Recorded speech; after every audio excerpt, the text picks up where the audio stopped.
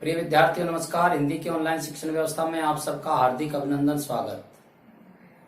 आइए प्रारंभ करते हैं हिंदी का शिक्षण। आज के हिंदी शिक्षण में हम अध्ययन करेंगे कक्षा 10 की पाठ्य पुस्तक क्षितिज भाग 2 के पाठ क्रमांक 1 पद क्रमांक 3। आपके सामने पद लिखा हुआ है। इससे पहले हमने पद क्रमांक 1 और 2 का अध्ययन कर लिया है। ये सभी पद सूरदास जी के पद हैं जो भ्रमर गीत से लिए गए हैं, और इन पदों के अंदर गोपियों और उद्धव के प्रसंगों का वर्णन किया गया है। गोपियां भगवान श्री कृष्ण से अत्यधिक प्रेम करती है और रात दिन भगवान श्री कृष्ण का नाम ही रटती रहती है। गोपियों की इस स्थिति को देख करके भगवान श्री कृष्ण उद्धव जी को गोपियों के पास भेजते हैं कि हे उद्धव जी, आप गोपियों के पास जाकर के और उन्हें ज्ञानोपदेश दो, योग का संदेश लेकर के उनके पास जाओ। उद्धव जी गोपियों के पास भगवान श्री कृष्ण का यह संदेश लेकर के आते हैं। गोपियां उद्धव के उस संदेश को सुनकर के अलग अलग प्रकार की स्थितियां बनाती हैं और अलग अलग प्रकार से उद्धव को उलाहना देती है, या उद्धव को दुर्भाग्यशाली कहती है, या उद्धव को नासमझ कहती है, और अंत में फिर अपनी स्थिति का वर्णन करती है। इस प्रकार से उद्धव और गोपियों के संवाद सूरदास जी ने इन पदों में लिखा है। तो देखिए पद क्या है। हमारे हरि हारिल की लकड़ी, हमारे हरि हारिल की लकड़ी। अर्थ और भाव को समझने के लिए शब्दों के अर्थ आने चाहिए। हमारे हरि हारिल की लकड़ी, हमारे हरि हारिल की लकड़ी। मन क्रम बचन नंद नंदन और यह दर दृढ़ कर पकड़ी। मन क्रम बचन नंद नंदन और यह दृढ़ कर पकड़ी। हमारे हरि हारिल की लकड़ी, हमारे हरि हारिल की लकड़ी। जागत सोवत स्वप्न दिवस निसी कान कान जकरी। सुनत जोग लागत है सो जो करऊ ककरी। सूतो व्याधि हमको ले आए देख सुनी न करी। यह तो सूरत नहीं ले सौंपो जिनके मन चकरी। हमारे हरि हारिल की लकड़ी, हमारे हरि हारिल की लकड़ी। इस पद में गोपियां उद्धव को और यह बात समझाना चाहती हैं कि उद्धव, आप हमें जो ज्ञान का उपदेश दे रहे हैं, हमें जो समझाने का प्रयत्न कर रहे हैं कि आप भगवान श्री कृष्ण को भूल जाओ, उनके प्रेम को भूल जाओ और यह ज्ञान का उपदेश आप ग्रहण करो, ये आपका जो प्रयत्न है ये व्यर्थ है। आप बेकार में इस प्रकार का प्रयत्न कर रहे हैं, क्योंकि हमारे मन की स्थिति अलग प्रकार की बनी हुई है। हमारा मन किस प्रकार का है। हमारे हरि हारिल की लकड़ी, हमारे जो कृष्ण हैं वो हारिल की लकड़ी के समान हैं। मन क्रम बचन नंद नंदन और ये दृढ़ करे पकड़ी। मन से, कर्म से और वचन से नंद नंदन, नंद के पुत्र श्री कृष्ण को उर्मानी हृदय में दृढ़ करी यानी कस करके पकड़ रखा है। जागत सोवत स्वप्न दिवस निसी कान कान जकरी। जागते सोते, स्वप्न में, दिन में, रात में, काना काना जकरी मानी रटता रहता है। ये हमारा जो मन है ये जागते सोते, स्वप्न में, दिन में, रात में कृष्ण कृष्ण इस प्रकार से रटता रहता है। सुनत जोगे लागत है सो जो करऊं ककरी। ये आप जो योग का संदेश लेकर के आए हैं, ज्ञान का संदेश लेकर के आए हैं, इसको सुनकर के हमें कैसा लगता है? जैसे कड़वी ककड़ी हो। सो तो व्याध हमको ले आए देखी सुनी न करी। हे उद्धव, आप हमारे लिए ये क्या रोग लेकर के आए हैं? व्याधि मानी रोग। देखी सुनी न करी। इस रोग को न तो आज तक हमने देखा है, न सुना है और न इसका हमने कभी अनुभव किया है। यह तो सूरति नहीं ले सो तो जिनके मन चकरी। गोपियां कहती हैं कि ये उद्धव, ये जो ज्ञान का संदेश हमारे लिए आप लेकर के आए हैं, यह उन लोगों को ले जाकर के सौंपो जिनका मन चक्री मानी चंचल है। इस प्रकार से गोपियां उद्धव को यह समझाना चाहती हैं कि हमारा जो मन है वो भगवान श्री कृष्ण को छोड़ करके अन्यत्र लगता ही नहीं है। इसलिए आप हमें जो ये ज्ञान का संदेश दे रहे हैं, उपदेश दे रहे हैं, यह आपका काम व्यर्थ है। अब इसके कुछ कठिन शब्द देखते हैं। हरि मानी श्री कृष्ण। हारिल यानी हारिल नाम का एक पक्षी है। इस पक्षी की विशेषता क्या है? यह लकड़ी को पंजों में जकड़ करके रखता है। हारिल नाम का जो पक्षी है यह लकड़ी को अपने पंजों में जकड़ करके रखता है। कर्म यानी कर्म। नंद नंदन यानी नंद का पुत्र अर्थात श्री कृष्ण।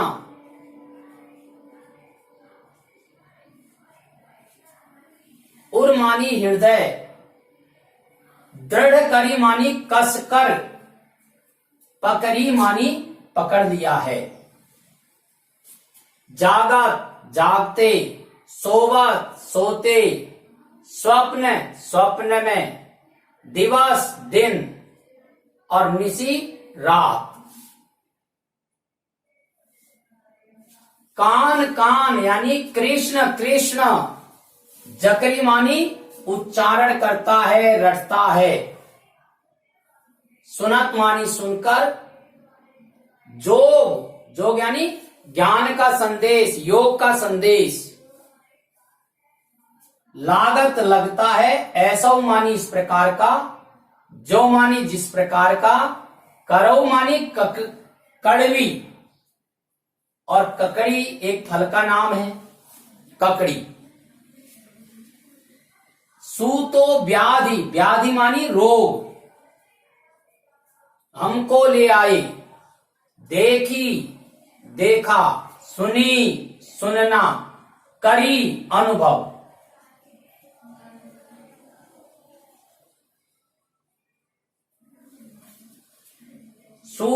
सूरदास तिनहि मानी उनको, सौंपो यानी सौंप दो, दे दो।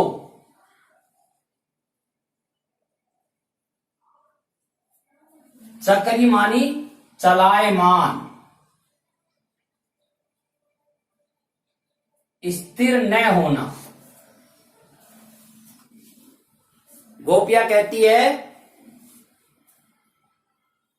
कि ये उद्धव हमारे श्री कृष्ण हमारे लिए हारिल की भांति है।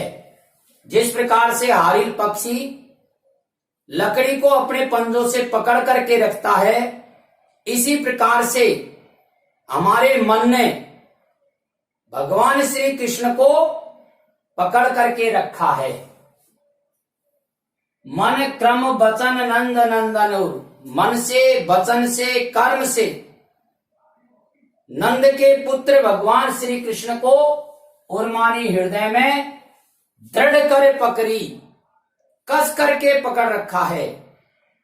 जिस प्रकार से हारिल पक्षी लकड़ी को कस करके पकड़ के रखता है, उसी प्रकार से हमारे मन ने भगवान श्री कृष्ण को दृढ़ करी मानी कस करके पकड़ी, अर्थात पकड़ रखा है।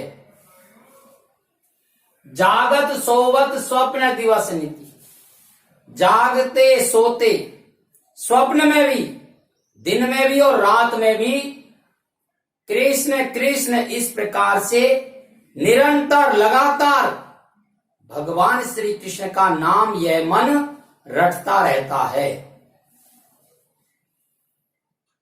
सुनत जोग लागत है ऐसो, गोपियां कहती हैं हे उद्धव, आप ये जो ज्ञान का संदेश लेकर के आए हैं, योग का संदेश लेकर के आए हैं, ये हमारे हृदय को, हमारे मन को किस प्रकार का लगता है? इसको सुनकर के हमारे मन को क्या अनुभव होता है? जिस प्रकार से कोई व्यक्ति कड़वी ककड़ी को खा लेता है, कड़वी ककड़ी को खाने के बाद उसका पूरा मन कड़वा हो जाता है, उसी प्रकार से आपके इस योग संदेश को सुनकर के हमारे मन की यह स्थिति होती है जैसे हमने कड़वी ककड़ी को खा लिया है। सूतो ब्याल हमको ले आई, हे उद्धव, आप हमारे लिए क्या रोग लेकर के आए हैं? गोपियों ने इस ज्ञान संदेश को, इस योग संदेश को रोग बताया है कि उद्धव, आप हमारे लिए ये क्या रोग लेकर के आए हैं? इस रोग के बारे में न तो आज तक हमने देखा है, न सुना है, और न इस रोग का हमने आज तक अनुभव किया है। यह अलग ही प्रकार का रोग हमारे लिए लेकर के आप आए हैं। इस प्रकार से गोपियों ने इस ज्ञान संदेश को रोग की उपमा दी है कि ये रोग है हमारे लिए। यह तो सूर तिन्हि ले सौंपो। सूरदास जी कहते हैं कि गोपियां उद्धव को कहती हैं कि ये उद्धव, ये जो ज्ञान आप लेकर के आए हैं, योग का संदेश जो आप लेकर के आए हैं, यह तो उन लोगों को सौंप दो, उन लोगों को दे दो जिनके मन चक्री, जिनका मन चलायमान है। हमारा मन तो हारिल पक्षी हो रहा है, हमारा मन तो हारिल पक्षी हो रहा है। जिस प्रकार से हारिल पक्षी लकड़ी को जकड़ करके रखता है, पकड़ करके रखता है, उसको छोड़ता नहीं है, इसी प्रकार से हमारा मन रूपी हारिल पक्षी इस कृष्ण रूपी लकड़ी को छोड़ता नहीं है। यह संदेश तो उन लोगों को जाकर दीजिए जिनका मन चलायमान है, अस्थिर है। हमारा मन तो स्थिर है, यह भगवान श्री कृष्ण को ही लगा हुआ है। इस प्रकार से गोपियां उद्धव को और अपने मन की स्थिति के बारे में समझाती हैं। अब परीक्षाओं की दृष्टि से एक तो इस पद के कुछ प्रमुख शब्द और उनके अर्थ हमको आने चाहिए। दूसरा, ये जो पद हमको दिया गया है, इस पद का प्रसंग हमको आना चाहिए। और तीसरा, इस पद की व्याख्या या भावार्थ ये हमको आना चाहिए। तो यहां आप देख रहे हैं शब्दार्थ आपको लिख करके समझाए गए हैं, वाक्य आपको बोल करके सुनाई गई है। प्रसंग की यदि हम बात करते हैं तो प्रस्तुत पद पंक्तियां हमारी हिंदी की पाठ्य पुस्तक क्षितिज भाग 2 के सूरदास रचित पाठ से भ्रमर गीत से जो लिया गया है वहां से अवतरित है। और इन पंक्तियों में गोपियों के द्वारा उद्धव को समझाने का प्रयत्न किया गया है कि ये उद्धव, आप हमें जो ज्ञान का संदेश देना चाहते हैं यह प्रयत्न आपका व्यर्थ है। इस प्रकार से हम प्रसंग लिख सकते हैं और उसके बाद में व्याख्या, जिसमें अर्थ और भावार्थ दोनों बातें लिखनी है, और उसके बाद में विशेष। इस प्रकार प्रत्येक पद के 4 चरण हमको समझ में आने चाहिए। व्याख्या की हम बात करते तो वापस से समझ लीजिए। हे उद्धव, हमारा जो मन है ये श्री कृष्ण है, इसको हमारे मन ने हारिल पक्षी की भांति कसकर पकड़ रखा है। मन, कर्म और वचन से नंद के पुत्र श्री कृष्ण को हृदय में कसकर पकड़ रखा है, अर्थात यह कृष्ण को छोड़ना नहीं चाहता है। जिस प्रकार से हारिल पक्षी लकड़ी को नहीं छोड़ना चाहता है, उसी प्रकार से हमारा मन भगवान श्री कृष्ण को छोड़ करके अन्यत्र नहीं जाता है। जागते सोते, सपने में, दिन में, रात में यह कृष्ण कृष्ण ही रटता रहता है। आपका जो योग संदेश है इसको सुनकर हमारी स्थिति ऐसी हो जाती है जैसे किसी व्यक्ति ने कड़वी ककड़ी को खा लिया है। ये जो आप योग का संदेश लेकर के आए हैं, ये रोग इस प्रकार का रोग है जिसके बारे में न तो आज तक हमने देखा है, न सुना है, न अनुभव किया है। सूरदास जी कहते हैं कि गोपियां उद्धव को कहती हैं कि ये जो ज्ञान का संदेश आप लेकर के आए हैं, यह संदेश हमारे कोई काम का नहीं है। इस संदेश को आप उन लोगों को ले जाकर के दीजिए जिन लोगों का मन चलायमान है, अस्थिर है। हमारा मन तो भगवान श्री कृष्ण को उसी भांति से पकड़ करके रखता है जिस प्रकार से हारिल पक्षी लकड़ी को पकड़ करके रखता है। इस यहाँ पर गोपियों का जो मन है वो हारिल पक्षी है और भगवान श्री कृष्ण है वह लकड़ी है। मन रूपी हारिल पक्षी ने कृष्ण रूपी लकड़ी को जकड़ करके पकड़ लिया है, यह इसको छोड़ना नहीं चाहता है। इसलिए आप द्वारा हमें ज्ञान संदेश देने का जो प्रयत्न किया जा रहा है यह व्यर्थ है। विशेष की बात करते हैं तो तीसरा रूपक अलंकार का प्रयोग हुआ है, कठिन शब्दों का प्रयोग हुआ है और इसकी जो भाषा है वह ब्रिज भाषा है। इस प्रकार से हम इसका विशेष लिख सकते हैं। अब समझने की दृष्टि से आप इसका स्क्रीनशॉट ले लीजिए और याद करने की दृष्टि से कम 2 बार आप इसको सुन करके याद करें। यदि आपने सब्सक्राइब नहीं किया है तो इसे सब्सक्राइब अवश्य करें। धन्यवाद।